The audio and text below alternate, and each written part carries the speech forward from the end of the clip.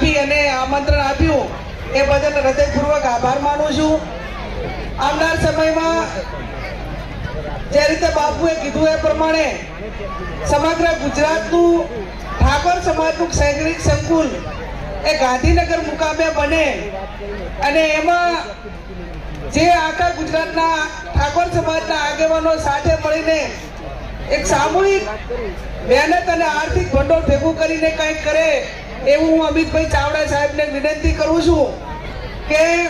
તમામ સમાજોને બેસવા માટેની સંસ્થાઓ શૈક્ષણિક સંકુલો પણ એના પ્રમાણમાં ઠાકોર સમાજ પાસે બેસવા માટે કે શૈક્ષણિક સંસ્થાઓ પણ નથી અને દીકરીઓને ભણાવવા માટે સમાજે આગળ આવવું પડશે. જે વખતે માધવસિંહ સોલંકી સાહેબ મુખ્યમંત્રી હતા એ ટાઈમે કન્યા કેળવણી ફ્રી એ આપણા દીકરીઓને ધ્યાનમાં રાખીને સમગ્ર ગુજરાતમાં નિર્ણય લેવાનો હોય તો સમગ્ર ભારતમાં પહેલું રાજ્ય ગુજરાત એવું હતું કે જ્યાં કન્યા કેળવણી એ ટાઈમે પણ મફત શિક્ષણ આપણે કર્યું હતું. ત્યારે દિન પ્રતિદિન એની અંદર ઘટાડો આવ્યો. આજે સમાજમાં દીકરીઓ શિક્ષણ પૂરું નથી મેળવતી એના કારણે અનેક બદીઓ પેદા થાય છે. ખાસ કરીને બાળ લગ્ન અટકાવવા હોય તો એનો કોઈ રામબાણ ઈલાજ હોય તો આપણી દીકરી ગ્રેજ્યુએટ સુધી ભણે અને ભણવા માટેની રહેવા માટેની વ્યવસ્થા એક જગ્યાએ થાય તો 100% આ નાની ઉંમરે સમૂહ લગ્ન કે ઘરે લગ્ન એમાં પણ મોટા બધો કાપ આવીને પૂરી ઉંમરે લગ્ન થાય તો એમાં ઘણા બધા કુપોષણ કે અન્ય પ્રકારની કે પોતે સ્વનિર્ભર આ બધી બાબતો એ પોતે કરી શકે. તો બીજું મારે વિશેષ ના કહેતા અહીંયા અમદાવાદ ઠાકોર સમાજ તો ખૂબ સુખી છે દિનેશભાઈ, પણ અહીંયાના અમદાવાદ ઠાકોર સમાજને ખૂબ અભિનંદન આપવા પડે કે આજથી 25 વર્ષ પહેલા બનાસકાંઠાની અંદર સમૂહ લગ્ન એ અહીંના જે સંચાલકો તો અહીંના જે ટ્રસ્ટીઓ હતા એમને ત્યાં રોકાઈને સમૂહ લગ્નની પ્રથા પાડે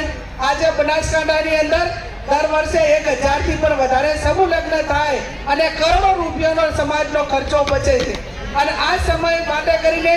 આવનાર સમયમાં સમૂહ લગ્ન એક સુખી સંપન્ન માટે સમય માટે અને ગરીબને